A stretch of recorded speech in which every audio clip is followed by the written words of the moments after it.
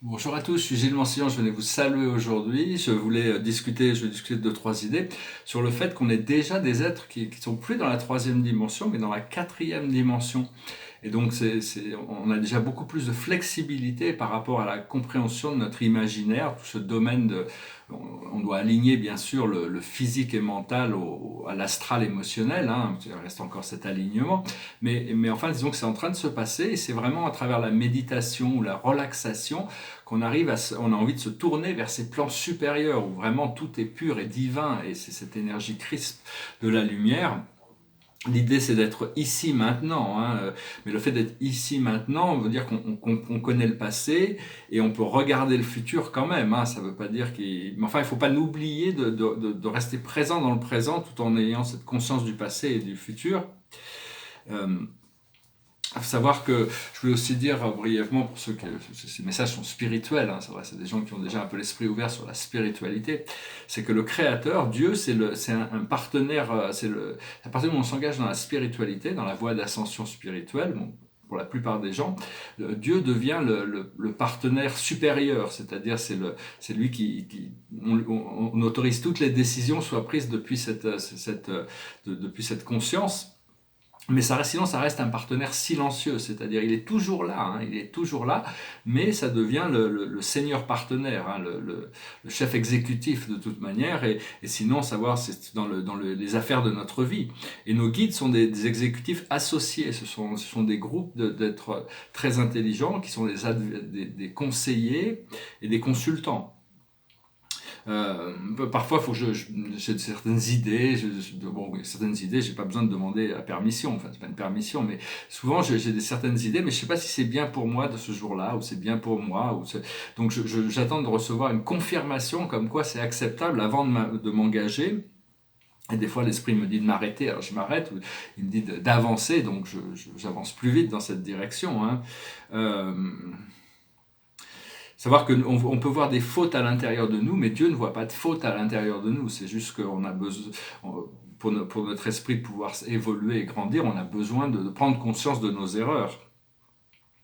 Et le problème, c'est on a beaucoup, on a tellement vécu dans cet univers, dans cette dimension extrêmement limitée, que la voix des peurs, la voix des luttes, a pris plus d'importance dans notre esprit que la voix du cœur, qui est beaucoup plus douce, qui est beaucoup plus subtile. Donc il faut revenir quand même à pouvoir que la voix du cœur redevienne dominante à l'intérieur de nous, qui est la voix de l'amour, de la lumière, de la sagesse, de la compassion.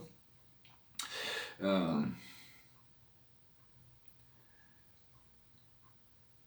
Oui, savoir que bon, Dieu, de toute manière, il est plus près de nous que n'importe qui. Hein. Personne ne peut être plus proche de nous. Je crois que même dans l'islam, ils disent c'est plus proche que votre langue ou que vos oreilles. Hein. Donc, c'est-à-dire que c'est vraiment une présence qui est vraiment qui est intimement connectée avec tout ce que l'on fait, tout ce que l'on pense, tout ce que l'on dit, tout en étant complètement silencieux et neutre par rapport à toutes les choses. Il n'y a jamais de jugement.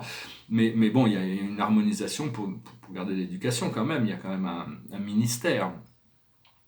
Euh,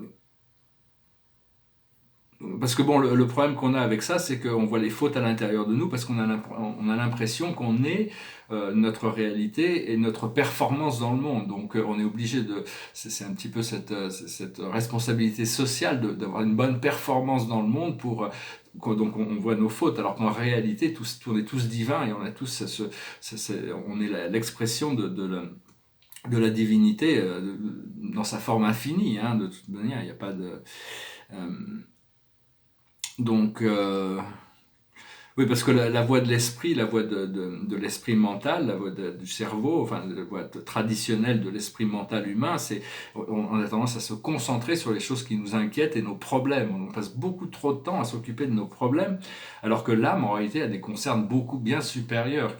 Donc, faut arriver à s'aligner là-dessus.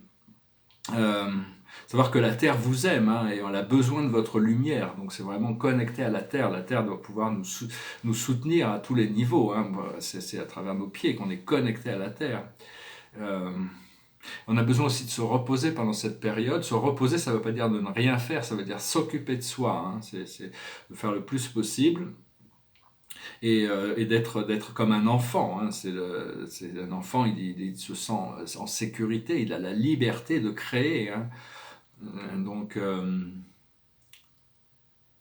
Savoir qu'on n'est pas aussi, toutes nos pensées représentent des angles de vision, mais en réalité on n'est pas un angle, on est un cercle complet, hein, donc faut essayer de se détacher, des fois il faut prendre des angles, faut prendre des courbes, mais dans la pensée prendre des angles et des courbes, mais il faut que la seule manière de se libérer, c'est pas de se retrouver dans des angles trop fermés, parce que sinon on se retrouve complètement bloqué, si nos points de vue sont trop rigides. Et quelqu'un qui parlait des cycles en disant le vrai cycle c'est pas 26 000 ans, c'est 24 000 ans, cycle cosmique, parce que 24 000 24 000 peut être compris comme 12, alors qu'en réalité c'est 26 850 ans, hein, ce qui est un multiple de 21. Et donc, enfin bon, on est en train de compléter ce grand cycle de 26 850 ans, hein, il y a un autre cycle complet du tour de la galaxie, et notre galaxie est en train de compléter un tour de 16 milliards d'années autour de l'univers central. Donc il y a toutes sortes de cycles qui sont en train de se résoudre. C'est un grand moment pour tout l'univers, on n'en est pas vraiment conscient encore, mais on prend conscience. Je vais tirer quelques cartes. C'est vraiment aussi, il faut savoir avec cette nouvelle lune et ces moments, c'est savoir où est-ce qu'on est bloqué encore, où est-ce qu'on est bloqué. Une fois qu'on sait où il peut y avoir un blocage dans notre vie, il faut être résolu dans l'action, même si ça doit nous faire sortir de notre zone de confort et pousser à travers jusqu'au bout. Hein. C'est important d'essayer de mettre toute sa détermination, pas prendre des résolutions, mais agir. Alors, je vais tirer 4 cartes, voir un petit peu. La plus haute sagesse pour nous aujourd'hui, c'est la destinée. On se prépare pour notre destinée. Ce que l'on doit comprendre, c'est l'équilibre. Pas éviter les excès. Ce que l'on doit faire, c'est la compassion, s'aimer soi-même et pouvoir faire des bonnes actions autour de nous. Et l'aboutissant, c'est la solution. Donc la solution va se présenter, elle est là. Il faut se répéter, je suis la lumière, je suis l'amour, je suis. Vous pouvez rajouter n'importe quoi. Je suis riche, je suis en pleine santé, je suis abondant, je suis amoureux, vous pouvez rajouter. Mais je suis, c'est des mots puissants, ça ancre ces informations à l'intérieur de nous.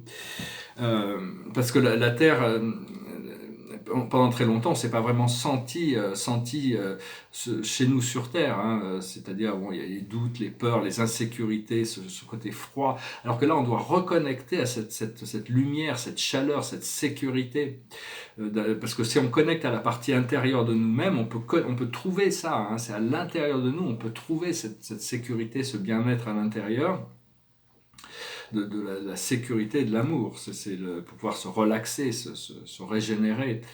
Et éviter, le plus possible, éviter ces informations qui viennent du cerveau, parce que c'est du cœur, c'est la véritable information, elle vient du cœur, et donc il faut essayer d'éviter. Ça ne veut pas dire qu'il ne faut pas se servir de son cerveau, réfléchir, mais l'esprit mental inférieur n'a pas les solutions, et donc il projette ces choses par rapport à nos conditionnements passés. Et on a énormément de connaissances et d'expériences qu'on a besoin de partager dans le monde avec les autres. Il faut donc cette lumière intérieure que l'on cherche, on doit la saluer, on doit se saluer soi-même, se respecter soi-même, s'aimer soi-même, saluer cette lumière intérieure qui est supérieure en conscience à notre conscience mortelle, mais elle est là. Et je veux aussi dire, il y a beaucoup de joie, c'est mieux quand même, je vois dans ma société, c'est fait comme ça, c'est pas une critique, je vais porter quelques idées, mais c'est l'idée que, je vois, on est tout le temps dans la critique des uns et la critique des autres et la critique de ça, selon les journalistes par exemple, mais ils sont toujours, alors que bon, il y a toujours des choses positives dans les gens, mais seulement ils ont tendance à trouver un truc qui va pas et en faire tout un plat et un plat et un plat, alors que en faisant ça, ça ne veut pas dire qu'il n'y a pas des choses à remarquer, hein, sur les gens qui peuvent être en déficience, qui sont dans l'œil du public, mais ça veut dire qu'on passe à côté de la lumière quand même, hein, on ne reconnaît pas la lumière. Savoir que tout ce qui nous rend happy nous rend Dieu heureux, hein. Tout ce qui nous rend heureux, Dieu est heureux pour nous. Quand on est triste, Dieu est triste pour nous. Et donc il vaut mieux essayer de se conditionner pour satisfaire notre bien-être intérieur.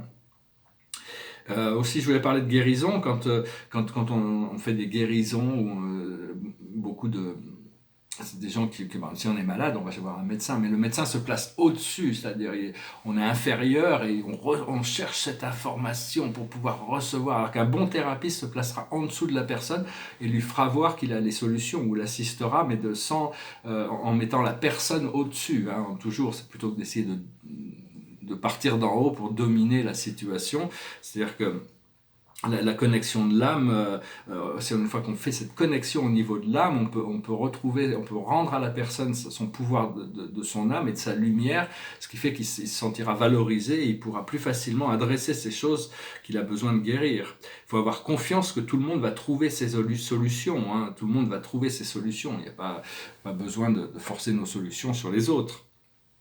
L'esprit me dit que j'ai un avenir en politique, j'ai vraiment, dans ce service, moi personnellement, j'ai aucune ambition politique, mais enfin bon, on va me demander certainement d'aller participer à ça, donc on verra, hein, on verra bien comment ça se passe. Actuellement, bon, et tous on est en train de passer par une période il y a Pluton qui passe en Capricorne, hein, là, il y a Pluton et Saturne qui démolissent plein de choses actuellement, et Pluton passe en Capricorne, c'est de 2008 à 2024. Ça va permettre d'éliminer tous ces programmes sombres, hein, jusqu'en 2024. Et tous ceux qui sont dans les prophéties des catastrophes et tout ça, ils sont conscients ou pas, mais ils travaillent pas pour la lumière. Hein. On n'est pas vraiment là pour créer des catastrophes ou pour forcer des peurs dans le futur, ou pour envoyer des peurs dans le futur. C'est un système de contrôle. On vit dans un système qui est assez orwellien, où je peux en revenir là-dessus, c'est-à-dire que bon, il y a beaucoup de systèmes qui ont été un peu manipulés, et il y a aussi Neptune qui va rester en Poisson jusqu'à 2026, hein, donc tout ça, c'est des grosses planètes qui bougent très lentement, mais qui ont beaucoup de pouvoir sur la collection. C'est des planètes collectives, aussi bien les petites planètes sont plus des planètes individuelles, autant les grosses planètes sont plus des planètes collectives. Alors, je veux dire, de Dieu, c'est un petit peu comme un bâton, une baguette magique, c'est-à-dire on l'a, mais on ne sait pas l'utiliser, on l'utilise pas. Et il y a beaucoup de gens qui peuvent croire aux microbes, ils peuvent pas les voir, mais ils croient aux microbes. Mais par contre, croire en Dieu qui est invisible aussi, ça, ils n'y arrivent pas encore. Mais enfin bon, on avance quand même, hein, tous les jours. Chacun doit s'ouvrir à la spiritualité en son temps, en sa manière. Personne ne peut pas forcer la spiritualité sur quelqu'un. C'est pour ça que le prosélytisme ne fonctionne pas. C'est même pas la peine de l'interdire ou de le promouvoir, parce que ça sert à rien. Personne ne va s'ouvrir à une foi parce qu'on lui dit de le faire. Ça vient de l'intérieur, toujours. Alors, je vais chanter une chanson, puis je vais discuter de ce petit sujet politique. Plutôt plus général sur le monde terrestre. Et ici, derrière moi, c'est un portrait de femme, je ne l'ai jamais montré, mais elle est un peu hautaine, hein, elle a un côté un peu hautain, mais elle est pas mal, je trouve. Et ces portraits, bon, toutes ces choses, ces portraits, les nus, les scènes, tout ça, c'est des choses qui ont déjà été explorées dans le monde de l'art, alors que les tableaux cosmologiques, bien que j'en ai quand même vendu quelques-uns, ce sont beaucoup plus personnels et beaucoup plus avant-garde, c'est quelque chose de très personnel. Et donc, c'est un tableau sur la cosmologie, l'univers des univers. Alors, je chantais une chanson, c'est la première fois que je la chante, je vais me lancer, hein, je verrai bien. C'est une chanson des Rolling Stones, just like this. She would never say where she came from. Yesterday don't matter if it's gone. While the sun is bright, or in the darkest night, no one knows. She comes and goes. Goodbye, Ruby Tuesday. Who could hang a name on you? When you change with every new day, still I'm gonna miss you. Don't question why she needs to be so free. She'll tell you it's the only way to be. She just can't be chained to a life where nothing's gained or nothing lost at such a cost. Goodbye, Ruby Tuesday. Who could hang a name on you? When you change with every new day, still I'm gonna miss you. There's no time to lose, I heard her say, catch your dream before they slip away. Dying all the time, lose your dream and you will lose your mind and life and kind. Goodbye, Ruby Tuesday. Who could hang a name on you when you change with every new day? Still, I'm gonna miss you. Goodbye, Ruby Tuesday. Who could hang a name on you when you change with every new day? Still I'm gonna miss you. Voilà, merci d'aimer, de partager, de commenter, de souscrire. Je voulais dire, je m'aperçois, en regardant un peu les médias, parce que je suis obligé de suivre un petit peu ce qui se passe sur la scène terrestre, hein, c'est que à chaque fois on adresse les politiques, tu sais, en parlant pour des usines pour recycler les déchets, là, on n'a pas les budgets pour ça. Mais bon, ils vont être forcés, hein, petit à petit, ils sont forcés à adresser ce sujet. Il n'y a pas les budgets, mais ils vont les trouver. Hein. Et j'ai vu qu'ils commençaient à trouver des enzymes pour arriver à recycler le plastique. Hein. Le plastique, c'est un polymère, c'est une molécule géante artificielle, comme l'ADN est un polymère, mais naturel. Et donc c'est d'arriver à recycler ce plastique. Je me souviens d'ailleurs, quand je suis à Santa Fe, au Nouveau-Mexique, en 1989, j'avais rencontré un artiste, un jeune américain, et il transportait beaucoup de culpabilité avec lui, parce qu'il me disait, j'oublie son nom d'ailleurs, mais que son père avait été responsable de deux des plus grosses tragédies de l'humanité. Hein. C'était le Manhattan Project à Los Alamos, la bombe atomique, et le deuxième, il était un des inventeurs du plastique. Et donc pour lui c'était bon, il gagnait beaucoup d'argent avec ça, mais c'était vraiment un karma qui portait. Hein. Enfin, on est en train de trouver ces manières de recycler le plastique pour que non seulement il devienne biodégradable dans le futur, mais qu'on puisse réutiliser le plastique pour refaire du nouveau plastique sans avoir besoin du pétrole, hein, ce qui est quand même. Alors je voulais parler aussi. Malheureusement, ce système orwellien où on nous fait croire que pour que la paix existe, il faut qu'il y ait une guerre permanente qui se passe autre part. C'est un système, personnellement, bon, je ne fais qu'exposer mes idées, je ne veux critiquer personne, c'est pas du tout une critique, mais pour moi, toutes les guerres que l'on fait actuellement, hein, comme la guerre de la France au Mali, c'est pas pour la veuve et l'orphelin. S'il n'y a pas d'uranium dans un pays, s'il n'y a pas de gaz, s'il n'y a pas un avantage stratégique militaire, s'il n'y a pas de pétrole, on va pas aller faire la guerre dans des pays étrangers. Et pour moi, la France n'a rien à faire à aller faire la police dans des pays étrangers. Hein. Je voulais juste, c'est quelque chose, pour moi, c'est que des intérêts corporatistes qui sont couverts sur le fait qu'on fait la guerre contre le terrorisme. Mais si on fait la paix en nous et qu'on arrête de faire la guerre, tous ces terroristes vont s'arrêter d'agir aussi. Hein. C'est une sorte de contre-pouvoir qui a été créé énergétiquement. Donc il faut arriver on ne fait pas faire la guerre à quelque chose, on fait la paix et la paix s'installe. Hein. Enfin, savoir aussi que tous les pays ont les moyens de résoudre leurs propres problèmes internes. C'est juste, ça ne veut pas dire qu'il ne faut pas leur tendre la main, il faut offrir de l'intelligence logistique ou des choses comme ça. Mais enfin, de là aller faire la guerre dans des pays, c'est pas très sain, je trouve, à mon point de vue, le pays des droits de l'homme, on ne devrait pas aller faire la guerre. Savoir que bon, il y a aussi des multinationales qui créent plus de problèmes qu'ils n'en solvent. Hein. Donc peut-être qu'on va devoir les interdire complètement, je m'aperçois. Enfin bon, tout ça je parlais par exemple de Airbnb, hein, par exemple. Bon, les hôtels sont très chers, donc ça ne veut pas dire qu'il n'y a pas un intérêt que des particuliers peuvent louer une chambre dans leur maison, ça c'est acceptable. Mais maintenant, dans des villes comme Barcelone ou plein d'autres endroits, il y a des immeubles tout entiers qui appartiennent à Airbnb, qui sont des sortes d'hôtels clandestins. Au moins qu'on les mette sur les mêmes règles. Mais bon, il y a toutes sortes de Uber, par exemple, commence à être interdit dans certains pays, enfin en Angleterre. Enfin bon, si les choses vont pas, qu'on les interdise, si ça fait plus de mal que de bien, hein, c'est pas...